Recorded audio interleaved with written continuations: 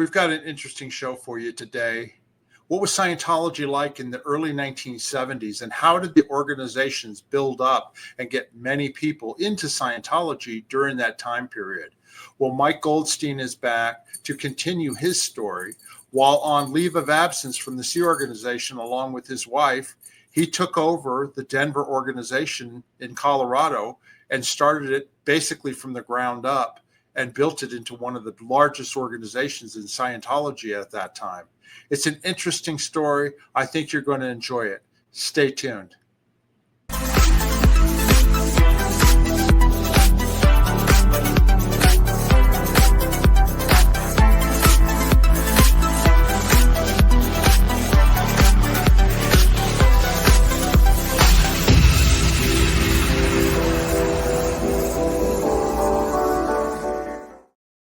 Welcome, everyone, to Scientology Peeling the Onion. My name is Mark Fisher, and I'm here with my co-host, Janice Gillum-Grady.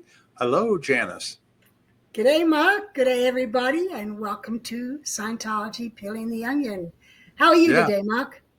I'm doing good. It's just been really hot. You know, it's Vegas. It's summertime. It's 106, 107, 108 Fahrenheit. You get used to it. I just try and get everything done before 12 noon and 1 o'clock, so that way I don't have to go outside in the afternoon. How about you? I go swimming in the afternoon. My pool well, then you're going to cool off. Yeah. In the 90s. It's in the 90s. Oh my gosh. So like I left the cover off. I left the cover off last night, so to drop it back to the 80s. Yeah. I remember one time in the summertime you were out of town, and I went over and went swimming, and the thermometer was 98.8. So it was like it was warmer than I was. Yeah. Definitely not refreshing. No. Like you definitely in the 80s is going to be better. Yeah, it's like a Roman bath. All right, then. Well, anyway, we got a good show today. We've got a repeated guest coming back because his story is not done. I don't even know if we're halfway through it because he's got such a great story. Yeah, he's very popular. The shows have been done very well, and we're happy to have him back. Go ahead and introduce him, Janice. Yeah, so let's welcome Mike Goldstein. Hola, Mr. Goldstein. How are you? I'm good. How are you guys doing? Doing great. Good. Doing great. Yeah. Good. Yeah. Thanks for coming back. I'm enjoying having you here. My pleasure. I'm enjoying it too. Have you gotten any feedback from the shows you've done? Yeah. Yes. People gotten in touch with me that I haven't talked to in decades, which is great. Oh, good. Yeah. That's good. That's really good. Well, where we left off last time, you had just gone on a leave of absence approved by L. Ron Hubbard to go help your father, his business in Denver. You left the Apollo and we talked about the Rock Festival and all that last time. So you're back in the U.S. and this is in the early 70s, right? Right, 1974. Well, once we got the approval to do it, then it was just a matter of going in and helping my dad get the business going, and so it didn't fall out the bottom. Part of the problem for him was he used to have his business in downtown Denver, and he was paying a very cheap rent for years on this company. He had a silkscreen printing company. And then the campus for the college came in and they bought out everybody, all the buildings, so they could build a college down there. And he ended up having to get an SBA loan and go out to the Aurora, which is a suburb of Denver, and build out there. And it was his rent was so high, he just thought it was the worst thing in the world. Of course, it ended up being later his retirement, having that building that he had to buy at that time. But at that time, it was like it was very hard to afford the payments, and the business was not doing well, and it looked like he might go under. So we just decided, this is we need to stay. And I also thought it would be a good opportunity to apply some of the things I've been learning, to see if, we could actually apply this outside of Scientology. And what I probably the most excited that I was in applying what I'd learned with Captain Bill. about what he discovered. And I said before, I thought he was a genius in some ways. A lot of people may go, oh God, he was a nut with all this stuff about the galactic patrol and all that. Okay, yeah, he was a little overboard on that stuff, but he did some things that were quite amazing, and he was able to interpret some of these things that Hubbard was doing with the org board and everything into something that could actually be applied to increase production. And I think the biggest thing he did that he showed me as we were going to all the orgs in Europe, and I was touring with him there, was what is the hat of the production? What is the real production that a CO does? What is his product officer hat? Okay, CO as in commanding officer. The commanding officer or the executive director in an org. What is their real? How do they really product officer? How do they really get products? Because you listen to the FEBC tapes, and LRH would talk about having to be this fire-breathing product officer, but he never says how to do it. There's no real. So you would go into orgs, and you'd see these guys. What they would do is they'd push their exec secs. An executive secretary was over certain divisions in the organization. They were like right under the commanding officer, and then under them were the division heads of each of the divisions. And so all they would do is just push them by the hour, get more products, get this. And they would put stats up in the orgs that people have to report every hour. And that's basically it. And just harass the hell out of people. And it didn't really do much. And Bill had this incredible realization of how to make this work. That once he explained it to me, and then I got to see him do it as we were going across Europe. And really what it was what he was saying was that from that part of the organization, from the top, what a commanding officer does is planning and coordination through his people. In other words, to go down to a division to do anything else would be bypassing. So of course you put it through your exec sec. But when it came to product officering, what are you really product officering? That's what he clarified, was that you're trying to push the products through the org. In other words, what are you dealing with in that organization is people going through and doing these services. And so he called them the public lines. It's where a person comes in, say at a reception, then he goes to the registrar, then he goes to the cashier to pay, then he goes to tech, and so any place within the organization where that person goes is considered a public line, right? And it goes this way through. If you're looking at it as an org board, for instance, they go this way through the organization, and what he realized was that the people looking this way down an org, all they do, like a division head or executive, they see what's going on underneath them. They don't see what comes in and goes out. They don't see what's going on this way, but nobody has a clear view of the whole line as it goes through that organization. And his idea was, well, the ED's over in this division, and hit to product officer, he's going to go this way through the organization and just push the products through and debug those lines. And it's not bypassing because that's his real hat. I know. And so he would have a way of running those lines, going through them. And it was amazing because you'd see things that other people looking this way, they can't see. They have like blinders.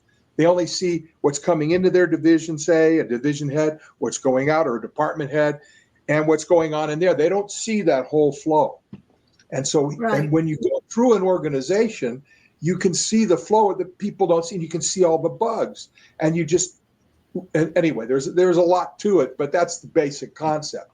It was a whole idea of what product officering really is, how to do that.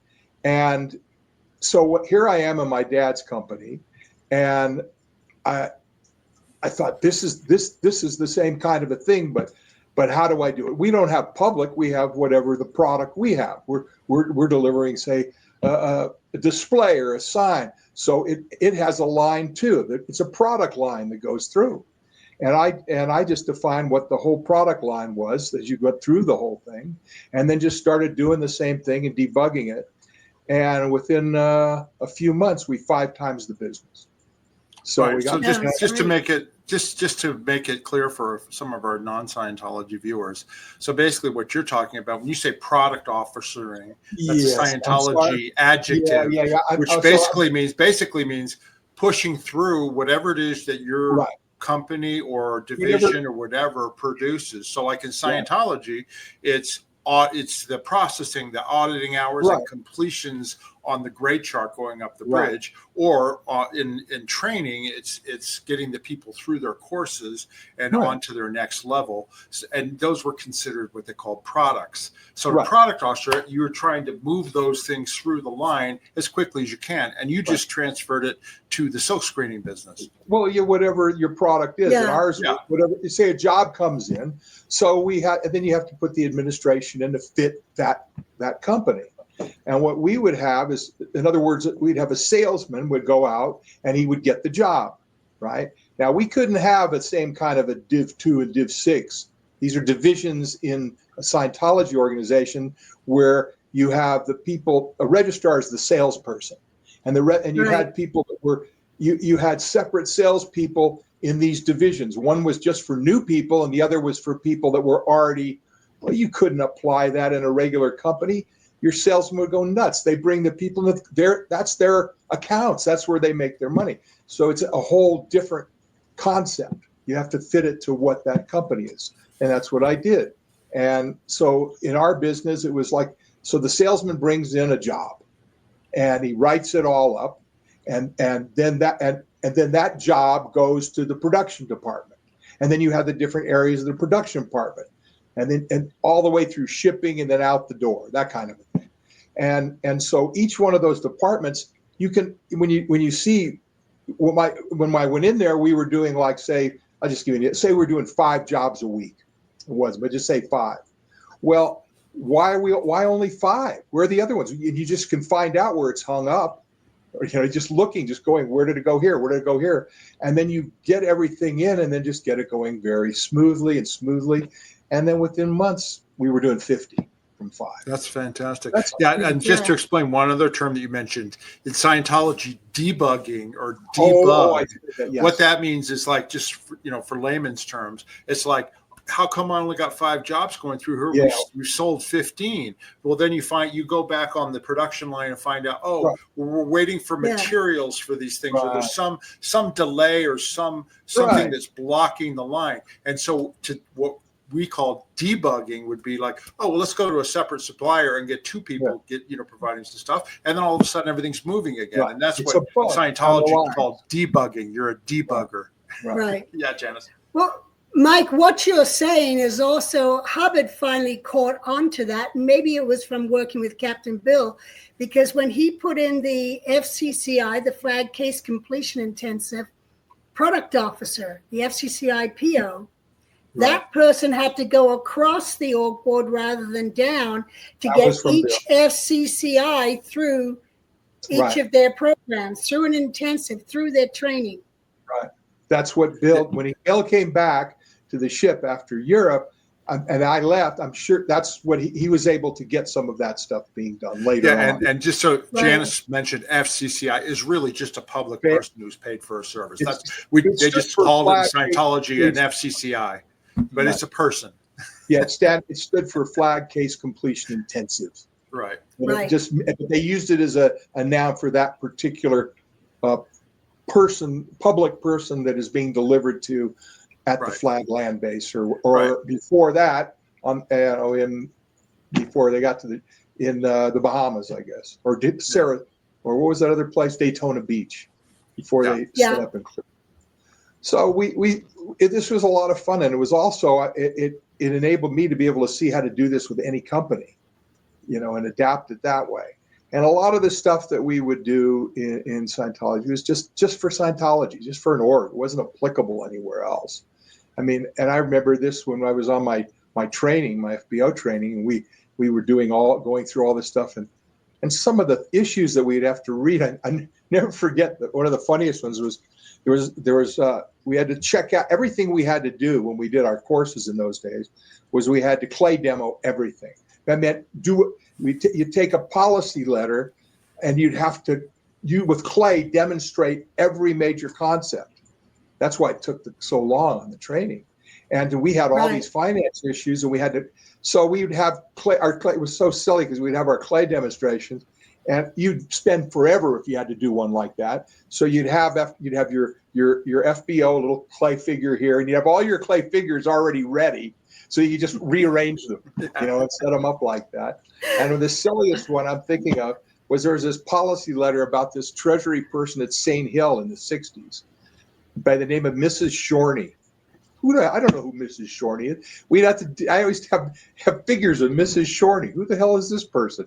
Because all these silly policy letters had nothing to do with now, but LRH wrote it, so it's like somehow there's something there that you will discover if you keep. It was that kind of so. And the reason that Scientology or Hubbard had you clay demonstrate the concept is because his study technology was you read a theory and something like that, and that it would help you to duplicate it if you could actually take it and put it into the physical universe in clay and actually demonstrate that you understand what's going on, and it helps you to remember. That was the theory. Janice. I used to like to cheat on my clay demos. Me too. When I look in the can and I saw someone had not taken their clay demo apart, the little figures were already there, I would use those. That way my hands didn't get as dirty. It would take you forever. And the other cheat is if you wanted somebody to say something to somebody, you would put like a little clay dispatch or memo in their hand, and then with your pen you would actually write what you wanted to say in the clay, so it actually would say, Joe, do this, and put it there. It's in clay because if it wasn't in clay, you got flunked, right? Yeah, that's right. Unbelievable. So it was fun because we could I was able to take what I could actually use. It was actually, and most of it was what I'd learned from Bill, going through the orgs up there. And now I was able to apply it to a real business, which was really fun because then I was able to do some other things. But so once that was being done, we had gone in. Rebecca and I went into one of the local orgs to buy some books. To the local org, actually, or that wasn't an org. The local mission, the Denver mission, was like the biggest. That was the main mission in Colorado, and so we went in there, and the people treated us like we had some disease. Like they just didn't want to hardly talk to us. And I'm trying to figure out what's going on. I got in and I start questioning people, and it's because we were Sea Org. They were afraid of you. No, they hated us. They weren't afraid. They just didn't want to talk to us. And so I start pulling a string. Why? What's happened? So then I come up with this story that the Las Vegas org, which is one of the orgs that was closest to Denver, there was St. Louis, and then there was Las Vegas was the closest. And it was being run by this guy by the name of Bob Harvey. Who, I know Bob. The Desert Fox, he used to call it, because he thought he was Rommel or something. He said he was Rommel. Anyway, so the Desert Fox is there. And so that's where the missions in Denver would send their people up for the class 4 and everything. And up through all the services that we delivered at an organization they had to do there in Vegas. And they're going, this is ridiculous that we have to send people out here. We're a big area. Why can't we have our own org? Why can't we have an org here in Denver? So Bob Harvey says, well, I'll help you set it up. Just send me all these people for training, and I will then train these people and send them back as a command team for your org. So they send all these people for training, and this was a year before we got there, and none of them had been sent back. And the only people that were there were like a couple of people at this in Denver that they got from the mission that were really supposedly going to be the new Denver org, which were just a feeder unit to Vegas, and the only money they kept because of it was that sometimes the mission would send them people to buy books so they could kind of keep their head above water. So I went over to this org, the quote unquote Denver, what was going to be it. And they were just on one floor of a big house near downtown Denver. The realtor had his offices on the first floor. And then there was the ED, the guy who was running the org supposedly. He lived in the attic. And then there was this woman in the basement who was just, I hardly ever saw her. She was somebody that had been at St. Hill and had gone through GPM processing and become like a complete, basket case ever since, and just lived down there. And the rest of it, they didn't have hardly, maybe one person on course, and that was it. So I started looking at this thing and thinking, we don't really want to go back to Flag right now. We want to have a family, and we can't have a family there. And we don't want to go to some FOLO, right? And we don't want to be out of the Sea Org, right? So I got this idea, why don't we, what if we took over what if we started this org, really did it? And I went around in Denver. Yeah. So I went to the mission holders. There was a mission in Denver. There was a mission in Colorado Springs. There was a mission in Boulder, Colorado, and one in Greeley, Colorado. Okay. And there was another one in Steamboat Springs. Some of them were tiny, but those were all missions. And they were all sending their people to Vegas.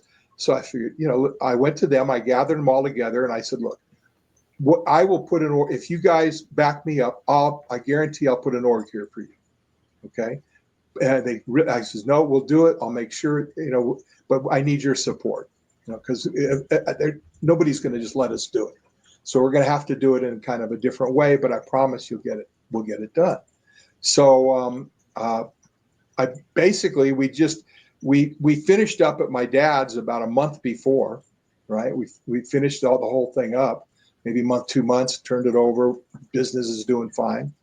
And then we just went and took it over, and with the okay with all the missions. And the org people go, oh, wonderful, the guys that were there. So we just kind of just started it right away. We said, no, we'll deliver everything. All class 4 services. Rebecca's a class 8, the whole thing, we can do this. So we just kind of set it up, and we started getting people on. And the first thing was just getting some money coming in, getting some people on audit. And I remember we read some guy for about $8,000 for his bridge, and Rebecca was delivering it. And the guy that was the ED would report the stats up to Vegas till we go to Flag, and they're seeing this, from making $300 to $8,000. What's going on? You must be doing Flag order so and so and so. You go, yep, that's what I'm doing. Okay, they're all blown away. So as we're doing this, we're getting the whole thing together. Of course, Bob Harvey is like going, what? I want this money. What's going on here? How can you guys? So he sends a mission to Denver, these 2 people, to come find out what's going on. And of course, they come in and they find us. We get them in. We know they're coming, and we got them all set up in a thing. And we give them this whole number, and we send them back to Vegas. We don't need you here anymore. We're taking it off. Send all the people back. Boom. So at this point, I figured now we got, we can't just be here like this. We got to get approval. So I was going to say, did you let Hubbard and Apollo know? Nobody, everybody kept it a secret. All the missions, everybody kept it a secret while we were building it. And until they sent that mission out, what? This is within your 6-month leave of absence still, right? Yeah, we finished up like a month or 2 before, and then we went in and did this, before the 6-month leave of absence. And then once Bob Harvey started figuring out what was going on, that's when we figured we got to get it. And then I put all the information together, got everybody, and we put together this huge CSW, which I sent to Mary Sue, saying we want to have a family. That was a big thing. We want to stay here because we're going to have a kid, and we want to do this. And we told them the whole story and how the whole area was screwed by Harvey and what they thought about the Sea Org and how we're coming in and we're going to do this and the whole bit, and sent it all up. And Mary Sue said, well, this is totally off policy, and without any approval, but I'll approve it. So she approved it. So at that point, we got the green light, and then it was a lot of fun from that point. I was going to ask, did Hubbard must have, Janice, he must have been thrilled by this. I mean, this is somebody taking initiative to open up an organization, you know what I mean? Right. Oh yeah. Well, You know, Bob Harvey used to be on the ship, and Yeah. he was there as the HCO exec sec at one point, or the third mate, and he was over HCOs. And he was then sent back to Vegas because Vegas wasn't doing well after he'd left. So then he started doing this whole thing of trying to build up Vegas, which Mike then interfered with. And Mary Sue would have gone into Hubbard and said, hey, I got this from Mike and Rebecca, and look what they've done so far. So Hubbard would have been, yeah, prove it. Let's roll with this. Whatever, because he knew you. He knew you, Mike, and he knew Rebecca. Yes. Whatever would expand Scientology organizations, he was for that. Yeah. And I was also wrote up a bunch of stuff about what we wanted to do with stuff I was trying to do on the ship with book one. You know, I had a whole idea with Dianetics to really get it promoted. So we started building this org at that point, and it was a lot of fun, actually. And we got out of that building, and we ended up with a building in downtown Denver, on the main street of downtown. We had our main org. And then a few blocks away on the biggest street, it's now a big mall. It's called the 16th Street Mall. Well, then it was still a big area. It's called just 16th Street, and all the movie theaters and a lot of stuff. And we had our public office there. And my dad's company, I had a sign made, this huge sign, the whole length of the top of the building, said Scientology, and lit up. And that was our public office. And so people would come in there. And then once we got them there, then we'd take them down to the org down the street and put them on course. And so we had this great, that's how it really started. Once we were able to start doing that, got out of that house. I was going to say, this is the mid 70s, right? Mid 90s. That's how. Yeah, this is how, when I was in Washington, D.C., I was public at that time. I was 15, 16 years old. But that's how the organizations would get their public. Their location would be somewhere where there was a lot of people walking, they call it body traffic, just walking around. Yeah. And then they would just send the staff out, like the Washington, D.C. organization. When they had their after dinner muster at 6:45, they'd send them out for 15 minutes to bring in somebody to the Division 6, the public division, for them to hear a lecture about what's great about Scientology. And that was a great feeder line, and they don't do anything like that anymore. Well, they had live lecturers at that time, where now they go in and just push a button and they have to watch a video. Yeah. Well, we had programs. We had so many programs going on in our public office. That was one of them, which they called body routing, where you'd send these people out to get people to come in, or you'd hand out tickets. And one of the things we found, one of the most, because Bill actually came to Denver. I came to the U.S. after that, and was CO out at the FOLO. The CLO US or whatever? Yeah, he was the CO of FOLO US FOLO US, or whatever it was. And so he had the same kind of a post he did in Europe, but it was now a FOLO, and now he was running the US. So he would come out every couple of weeks, and we would brainstorm on different things. And one of the things I had found out was that from Joan Robertson was about his wife. She was at the old New York org when they, in their heyday, when they were really doing well. And one of their most successful actions was this ticket pass out, where they would go out and pass out these tickets for the test, come in for the personality test. Right. Yeah. But they had the whole basic original personality with, because the guy who wrote the personality test, the guy who did that, it wasn't LRH. It was a guy that actually, we went to Oxford. Yes, we called it the Oxford Capacity Analysis, and we called it an OCA test. An OCA. That was him that put it together. And I just can't remember his name. I have to look it up. Anyway, he put together the OCA, but he also, which you don't see anymore because they declared him years ago, and then they stole his test and put LRH's, they changed a few questions, put LRH's name on it. But he used to have a booklet of how to evaluate those tests. Right. There was a way, not that what you people are used to. There was an actual booklet of how to go through and evaluate them. So I got in touch with him, and I got the booklet, and I got the whole thing. And then I got all the specs of how that card was printed, because those people that did that card in New York was very specific colors, very specific everything that if you pass this out, you will get this many people, and they tested it. And so I got all the colors, and to do this kind of printing, I just figured, look, why go to a printer? We just bought our own printing press. And I bought our own offset printing press, trained one of the guys, and he just sat there in the back of the public office and printed all day long. So all of our promo was we did it all ourselves. It didn't cost that much. So we'd print out these cards, and we'd get hundreds of people coming in a week like this. And, you didn't get that many, but then once you get people signed up, we get them on the OCA.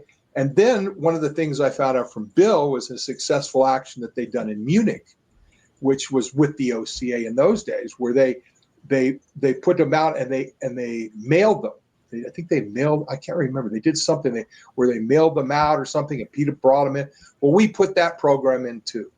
And we had so many things going down there. And then the biggest thing though was the book one, selling the book, because we really that was my whole thing. Book one is Dianetics, the modern science, Dianetics, the modern science of mental health. Sorry, I couldn't get in the well. And that was the whole thing, and that was the whole idea I tried and push on the ship that it didn't want to do. So I figured now let's show them how to do it. How do we really do this? So when I was in Europe, when I was there, we used to go to, we'd only go to the movies in Copenhagen every week. Right. And you'd have to sit through a half an hour of commercials before you could see the film. Like some naked woman was so pour de lime, and you'd watch this. You have a half an hour of this before you never saw anything like this in the U.S. So I thought, oh my God, what an idea! And now you see it in movie theaters. But to let you know, who brought that to this country was me. That's how that advertising started. So from those ideas, I then said, what if we got commercials and we put them in the movie theaters like they do in Europe? So there was a big movie theater across the street from us, one of the biggest ones in Denver, the Century Theater, and they owned all the drive-ins around Denver and the areas. They had many other little areas. So I went to this guy and I said, what would you charge me to do it if I did a commercial to film between your features? And he said, well, I don't know. We've never done anything like that before. Well, can you work me out a price? And we'll provide the ad, the whole thing, and you just to him it was like, God, nobody ever did this. Is good money. So they gave us a pretty good price, being the first people to do it. And then I found this movie guy. This guy that actually did movies, and some character. I don't remember where I got him, but he came in and he said, well, I can film it, put together a commercial, and then we just we did this whole wonderful commercial on Dianetics where it was like. I'm trying to remember.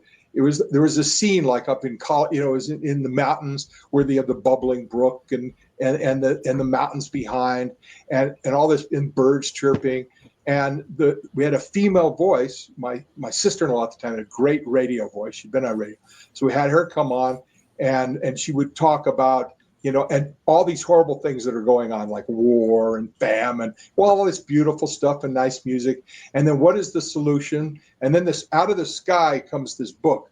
Boom! It's Dianetics. Just hits the screen and then starts turning. And a male voice, a radio guy comes on, Dianetics, and he gives this whole commercial. So it was a really dynamic commercial. And did it push to buy the book or to come to your organization in Denver? It said buy your book down at this office, which was the public office. Which was your office, yeah. Which was the office on 16th Street, the main office. You'll buy this book, come down to the office, and when you show the whole display of the books there. But that was at the end. But the commercial was terrific, and so I remember the whole staff. They had a huge theater in Denver, which was this big theater called the Century 21 right off the highway.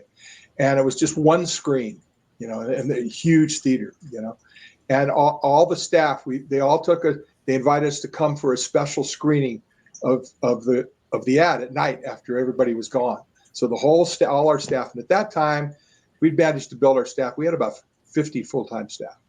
Wow. And we all went down to the movie theater and they showed the commercial and gave us a special showing of a new movie. It came out, Little Big Man, with Dustin Hoffman. Yeah. Yeah. So that came on. We got to see that in the commercial, And they put these commercials on all the theaters. You go to a drive-in and you'd see it, anywhere you go. And we were the only commercial. Nobody had ever done it. So we were flooded with people. We had sold lots of books. And then they were having problems with the Denver mission. They were having difficulties. And so I worked out this thing finally where it says, well, they were always sending people to us. They're having difficulties. And I knew the people really well that owned the mission. And I just said, why don't we just merge? Why don't we merge the two? He goes, well, I don't know. Can we do that? I go, yeah. Why don't we just do it? So before I said, well, first let us build up the org a little bit more, and then when we're ready, we'll do it, because this is not going to be something that's going to be taken well up lines if we just do it, because nobody will ever approve it. But I don't care. Right. It sounds like a good thing to do. And so before that, I wanted to get some other staff, because we were doing pretty well, but we had our local staff, but I decided to go. And Rebecca and I went on a recruitment mission to LA, because she knew some tech people out there that she did the Class 8 course with. And the best one that was interested was a woman by the name of Edith Friday. You ever heard of Edie? Edie? Yeah. I never met Edie, but I've heard of her. She was married to a guy by the name of Bilkestein Farage. Bilkestein. We've interviewed Bilkestein. Yeah, he was sure. Kind of. Yeah, I remember. I didn't know him, but he had been declared and everything. And they had a little daughter, which Amina, that was her daughter, and they were divorced, and he was gone, but she was married to a guy that I knew from the old finance office, Gary Lowe, and he worked in the Continental Finance Office when I was in the FBO office there. He was kind of the missionaire with another guy, Arnie Lerma. So Arnie and Gary were, kind of hung out a lot together in the U.S. Finance Office. So he was married to her. So basically, we recruited him. We'll give you. You can come stay with us. Come out, and you'll be my right hand man. And Edie, Rebecca would just be in qual, and Edie, you'd be tech services. You'd be in charge of that division, right? They agreed. And so they came to Denver. So we had some really good people there.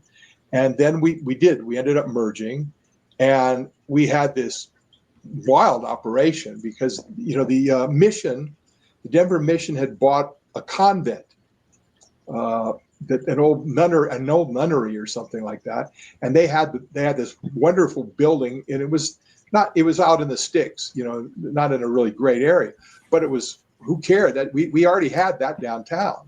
So we had that, and they also had a separate house that they used as a nursery, which gave us a great nursery, because we had one or two nannies, so all the staff could know that their kids were being taken up. They had their own house, backyard, the whole thing. It was right near where all the delivery was being done. So we put all the back lines, which means all the lines other than the public lines, like all the printing and all the the mailing, the printing, files, the treasury, all that kind of stuff. The letter writing. Yeah, we put that in our old building, and then we had all of our delivery now in this other area. It was called Navajo Street, right? And we'd have a van that would just run from all three daily, every like half hour, because they were doing this out in LA when I was there. They did it from the AO to say. So I said, we'll have our own van. So we had a van driver. We just take people back and forth, and we had this whole setup, and it was pretty nice. But I have a couple questions. The people who were buying the Dynamics book, or you were giving the personality test to, what was the introductory service that they would do? Was it the communications course normally? Yeah. And what did it go for? $50 then? 100? Yeah, I mean, it was 25. Like I think it was 25 actually. I'm trying to remember. Maybe 25. I think it was 25. This is 75, 76. Yeah. Then I had two other questions. Obviously, the staff were not Sea Org members, right? They just were none of them were public. But how did they have to moonlight and get other jobs, or were you able to pay them enough? We were able to pay them. We were pulling in $10,000 a week, which wasn't that's bad. a lot of money back then. That's like $100,000 now. Yeah. Right. Yeah. And I was very, and I made sure that, when people sent tours in, that they, you can't talk, I wouldn't let them come in and take all of our public, that kind of stuff. So. Were you running day and foundation, or just day hours, or? It was we had the same people. That's why they worked. We had some people, but not really. We didn't really have day incarnation. I don't think so. No, everybody just worked there. And so people, Okay. the staff, you didn't have staff housing. They basically had their own apartments. Yeah, or they had their places own to live or apartments, their own whatever. places, but they could afford it. You know, Yeah. nobody was rich, Yeah. but we were everybody, and we, you know, then Rebecca got pregnant, and we had our Shayna, our first child, at the end of 1975.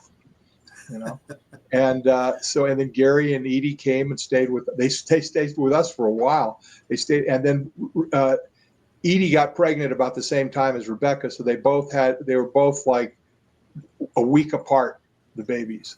You know. Now it's funny, the way you describe building up your Denver organization is the way every organization should have been built up, not like where the staff are having to get a second job because they don't get paid enough to be able to ridiculous. eat and have a place to live and all that. Yeah, and it was pretty fun. amazing. Everybody had fun. Well, Nobody was. Yeah, that was. Let me ask you something, Mike. Did you have an FBO, a flag banking officer there, taking all your money to go to reserves? No. That was Mike. He took it to his bank account for the We war. did. Unfortunately, we did have to have a geo because one of the things we started doing was when we first came in. It's very strange. We first came into that house. We started the org. It was in this big house, right? And that we had to make enough money to get out and find the place downtown. But we were in this house, and this guy comes in one day, wanders in, and he's dressed kind of funky, and you know, and he tells me he used to be at CC, but he was in the Sea Org there, but he left because he didn't like being in the Sea Org, and it wasn't for him. And they really wouldn't let him do what he really felt he could do. And he said, "I'm good at PR. I can do anything, but I do it my own way. I don't do it per the policy, and I don't do it." And they wouldn't let me do. And I said, "If you can do it, I don't care. You know, do it." The guy's name was Reuben Hart, and the guy, unbelievable. I don't know how he did the things he did. I mean, as long as you left this guy alone and let him do his thing, you know, he could work miracles. You know, he got us on. He would get me on radio programs. I'd be on all these radio shows. I go on and he'd get me on for Scientology. And I mean, I did shows like with, God, there was a big guy here in Denver, a big talk show host by the name of Peter Boyles. And he would have great big people on to where I would be like opposite Jerry Van Dyke, you know, Dick Van Dyke's brother who was there. It's people like that. He'd run this. And so he finally got us. There was a big talk station. It was KOA radio. And he got us our own Scientology program right after a guy by the name of Alan Berg. I don't know if you ever heard of Alan Berg. He was a very famous talk show host here, but he became international because neo-Nazis assassinated him outside of his house with machine guns, killed him. But he was a great talk show host. Came on right before us, Alan Berg. And so we had that show, and Reuben he ran the show. So he'd be on there and he'd take listeners and he handled people. And I mean, he would get us on unbelievable amount of promotion this guy could do. So we had all these kind of great things going. But of course, when I merged with the mission, that took it. Diana got very pissed. She didn't like that. Diana Hubbard. Yeah, she. So I was. She ran the mission network. She ran the missions, Deep Six, and the Geo didn't like it, you know. But at this point, so I was called the Flag. You know, I had to come to Flag after that, and that was in Clearwater then, and that was actually the first time I. You know why the GO wouldn't have liked it is because they got 10% of the income was sent to them. That's what they operated off of. All the mission network, 10%. But we ended up there was a new mission, Denver mission, a guy by the name of Steve Surrey, who was a big mission holder. He had Salt Lake mission and 3 missions in Washington State. He opened up the mission in Denver, another mission, sent a command team out. Big mission, was great.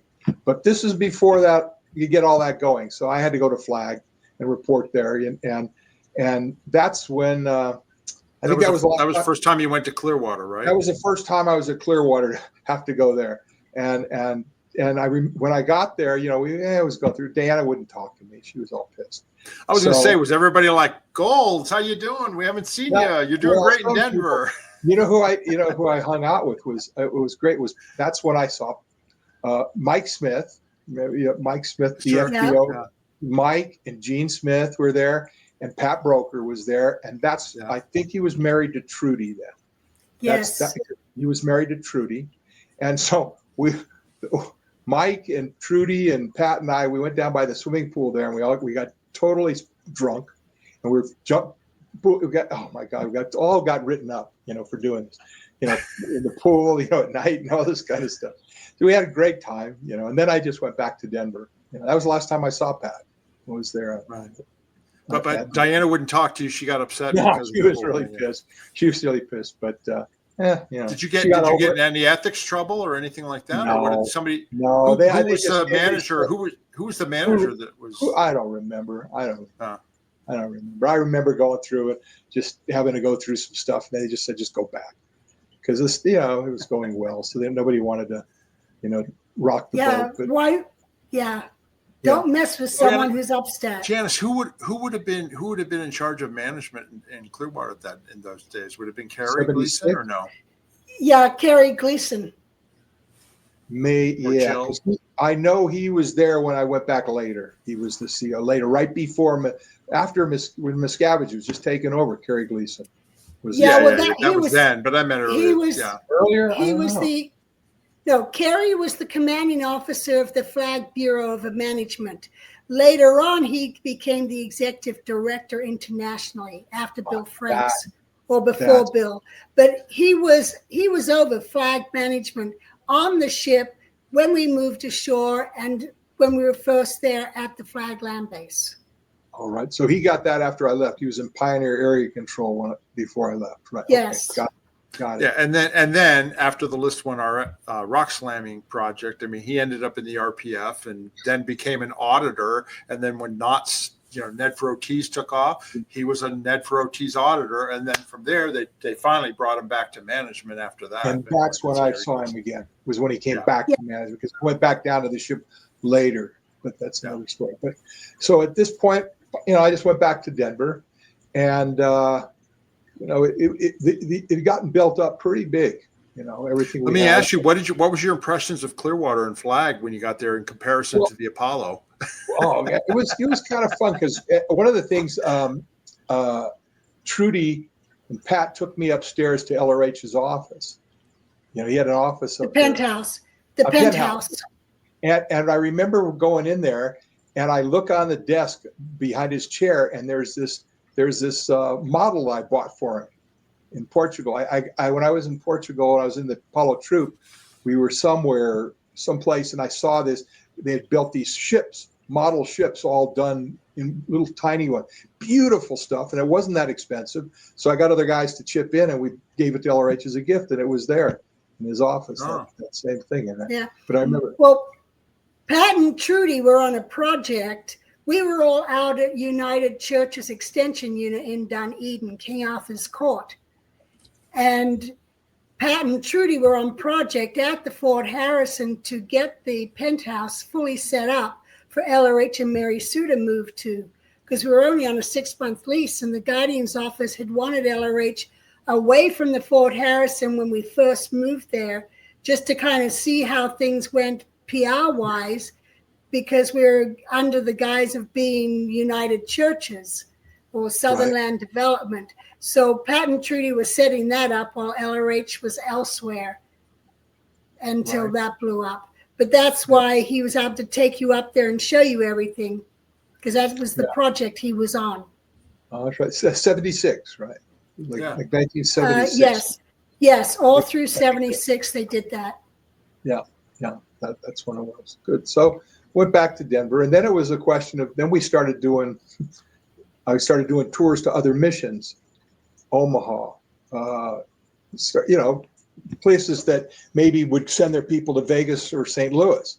So we would start going on tours, and we put together this wonderful kind of a slideshow using my philosophy, which your mom did the And we used the record, and then we had all these slides that we would show different. My brother had all these wonderful slides he had from Israel, and we had other stuff. We put this huge slideshow together.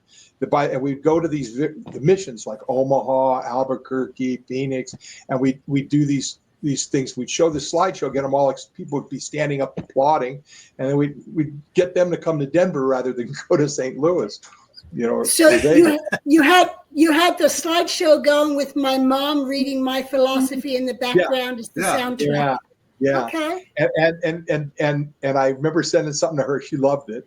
And then I wanted to do, when we started doing this stuff all out to these other missions, I wanted to do this whole training thing. And we called it the Rocky Mountain Training Route Seminar, Training Route or something like that. And we invited all the different missions from all the different states to come. And we got this big hotel downtown Denver, this big room. And I asked your mom to come speak at it and bring some guests. So she, of course, agreed. She was so great, your mom. And she came to Denver. I picked her up at the airport. I took her to a hotel. We just treated her like, just 5-star everything. And she brought some people with her. She brought two people. One of them was this actor who I can't remember his name. His father was in the original like Sergeant Bilko. He was one of the guys in that show. Phil Silvers. No, it was the Phil Silvers. He was on the show with the Phil Silvers in that show. Okay. And his son Michael Lembeck was his name. Lembeck. Yeah. He was in some movie called the In-Laws. He was in a movie with Anyway, so he came out. He was big, and he brought. And then there was a drummer from the old McNeil. Mickey McNeil. Yeah, Mickey McNeil. Yeah. And we became very close, Mickey and I. And he was actually Mickey used to be a drummer for Three Dog Night. Right. That's right. And that's why I knew. And so he was So Mickey came out, and they came out. They did a show, and your mom came on, gave this wonderful talk. Right. And then people coming out, we had all these tables set up outside, and we just read all these people for their training route. The whole thing was all pushing training. And so we, and I don't remember if she came back or not, but she was great. She'd come out and do these things. Anyway, sorry. I was just gonna comment and compare. Okay, like Mike, you were like the ideal person to run a Scientology organization because you came up with all these great, bright ideas that worked to bring people in. And the way it became was that everything had to be micromanaged and controlled by Scientology Management and Miscavige and all that, where the executive directors, they wouldn't be allowed to do something like that. No. Run ads in the movie theater? Are you kidding me? No, you've got to get that approved up lines. We're going to do that nationwide and this and that. In other words, they took away all the local control and all the things that you're talking about. They're working, so who cares? But the control, the control of these organizations, and like Janice mentioned earlier, now it's to the point where they have a TV screen, and they sit the person down and press play and let the person watch a video and expect that that's going to get them interested in Scientology. Isn't that crazy?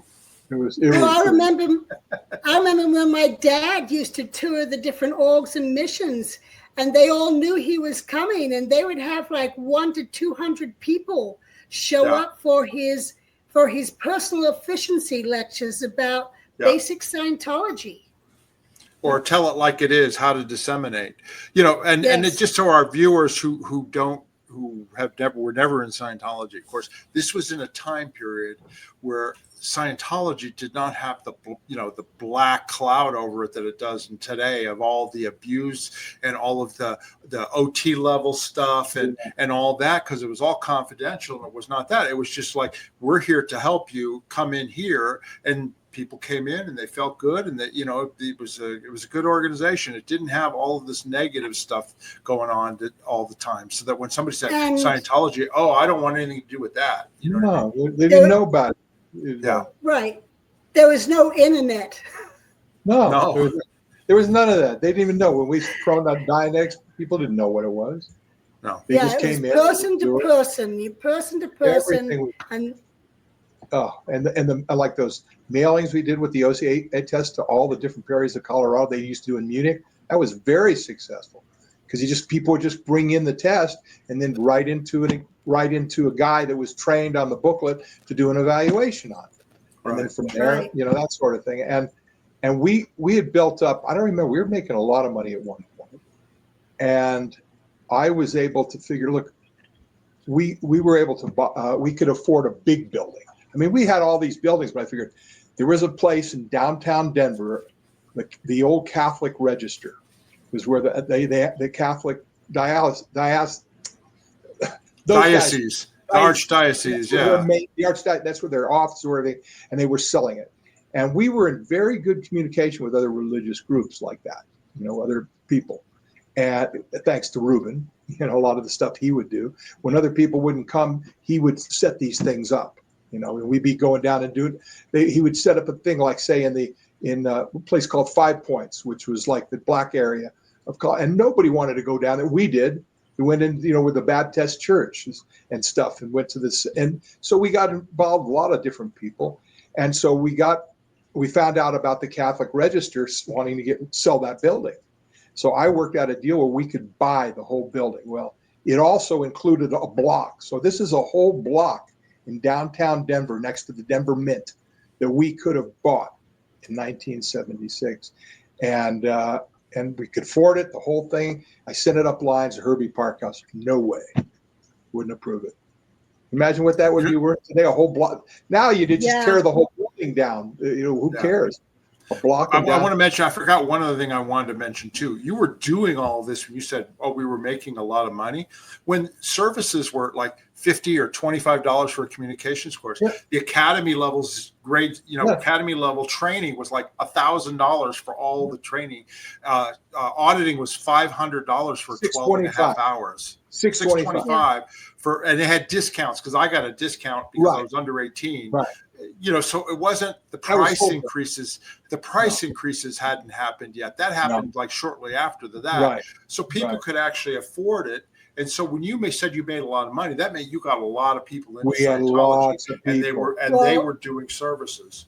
Yeah. And that was also during the time period where training was pushed heavily, and people co-audited up the Scientology bridge.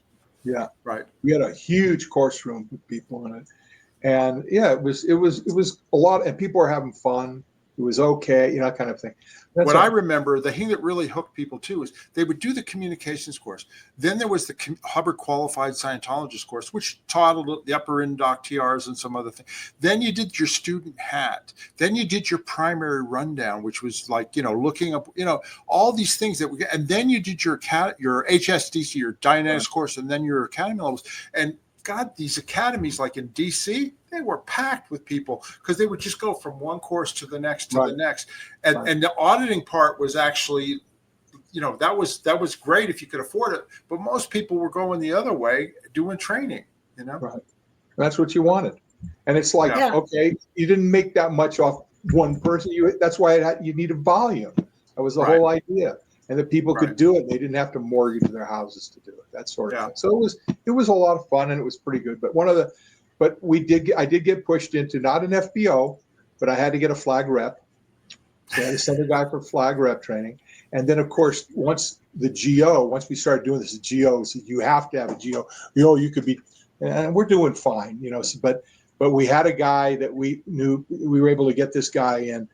But the GO ended up sending people, and because of how big we were and the things we were doing, they had a whole, in that office that we had off lines downtown, that was all our back lines, was a whole GO office there with about 6 guys in it, including an information guy, which they were like they're the worst part of the GO. Intel, intelligence, yeah. So meanwhile, they were criminal. Yeah, they were just and so it was we had to deal with that. And then once that got in, and because like I'd always pushed, I just keep doing things. If the GO didn't like it, to hell with them. Same thing with flag. I figured I just got the stats and just keep doing it. I don't care. But there were people at flag and people in the GO that didn't like me very much. And so when this I didn't know it, but when the flag rep came back and the guy from the information from the GO, they got together on a campaign of how to get rid of me, how to get me out of the org. I was going to say, you were considered, I'm sure, a maverick. In other words, oh, he's just off on his trail. He's doing his own thing. He's not following the rest of us. Meanwhile, your statistics and production were doing great. But I would do things they didn't like. Like, for instance, we were doing these programs downtown. And we had our staff, like new people in stat, was out the roof. So I start looking at all this thing, and I do an evaluation. By this time, this is about a year or so, we had all these programs, all this money invested, and I'm looking at it, and where is our major service buyers coming from? That's what I really wanted to know. Even the guys who come, where do they actually come from?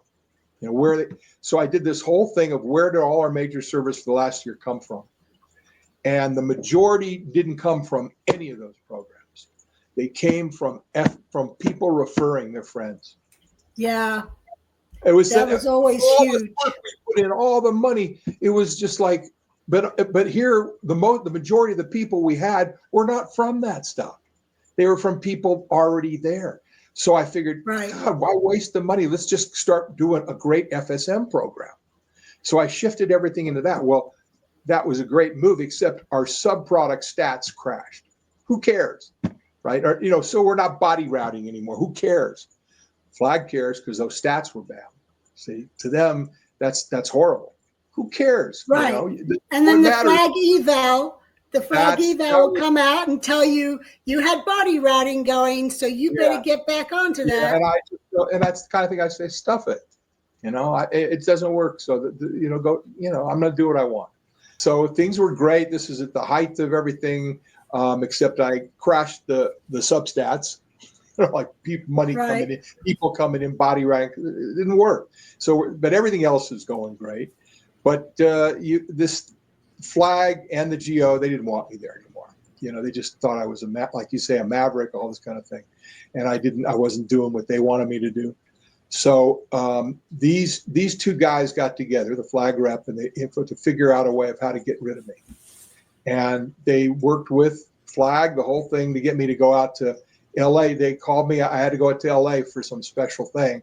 And when I got out there, I find out I'm being ComEv, taken off post. And ComEv is a committee of evidence. It's a justice action. That I'm now a bad guy. But they didn't tell me when I was going out. It was for something else supposed to be. And then once I got there and I got to the polo, that was it. Now Captain Bill's already gone by now. He was there for a while at one time, I think, but anyway, that was sort of the point where I got out to LA and find out now they want to remove me, right? This is fascinating. I mean, you went from being on the Apollo and then handling all the money for L. Ron Hubbard and Mary Sue and handing him cash bonuses to getting through the Rock Festival on leave, and then you take over and start Scientology in Denver in the 1970s. It's a really amazing story so far. And it reminds me, Mike, if that's how it was in a lot of places, the enthusiasm that was there and people communicating to each other, not, texting and phones, and it was actually live communication and people bringing in their friends and then the FSM program you're talking about, the field staff members. Field staff members. Yeah. Yeah, that was huge. And, that was bigger than any of them. Yeah, it was huge. And then people saw a way of making money by bringing their friends in and getting them on services. And I actually heard later on where someone says to me, "Oh yeah, so and so is my FSM." Oh, my dad did. He said, "Yeah, well, so and so is my FSM," and I'm thinking, how could they be your FSM? You've been in since the 1950s. It's now the 1980s or 90s. What are you doing with the flag, with a field staff member? And it became a whole rigged system of, to get someone to make some money, you found your own FSM and they would get you sign up as your FSM and they'd get the commission off you, even though you were doing it on your own. It became a whole scam. Yeah, a field staff member got a commission for any services that the person is that they brought Right. into Scientology. I don't know if it was 10% or it was like 10, Yeah, it was 15%. I think it was 10%. Yeah. And it was, Yeah. I'll tell you, doing that was less expensive than doing all these programs that we were doing, all these things. We tried them all the, and we did have some success, but the biggest turned out to just be that. So I just didn't see wasting the money on the other. Let's invest it, like let them pay them the money, let them bring the people in.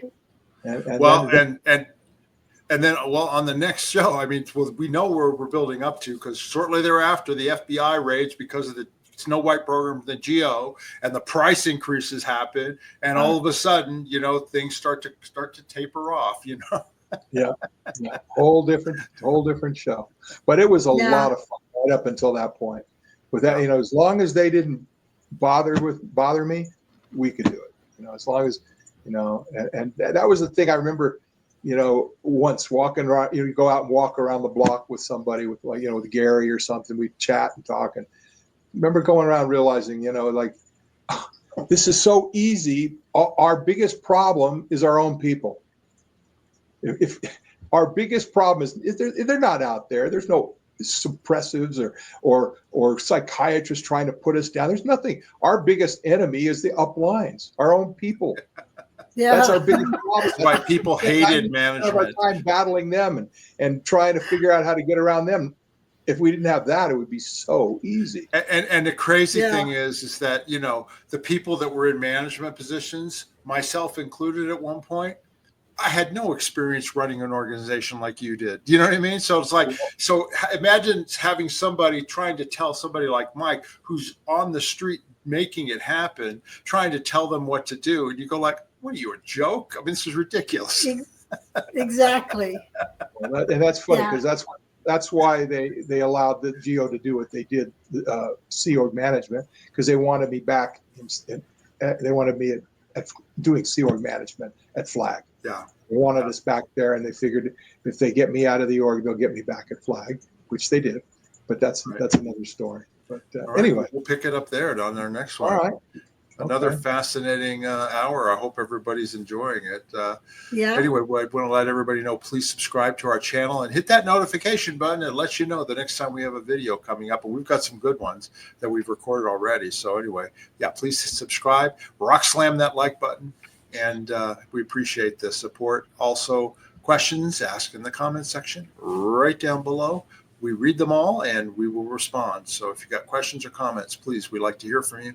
And if you want to support our channel, you can buy us a coffee, a link in the description, click on it. Whatever you want to do, it helps us out, keep us going, doing these videos and stuff. Anyway, have you guys got anything else, Janice or Mike, that you'd like to say before we end off here? No, thanks. I hope it wasn't too disjointed. No, it was good.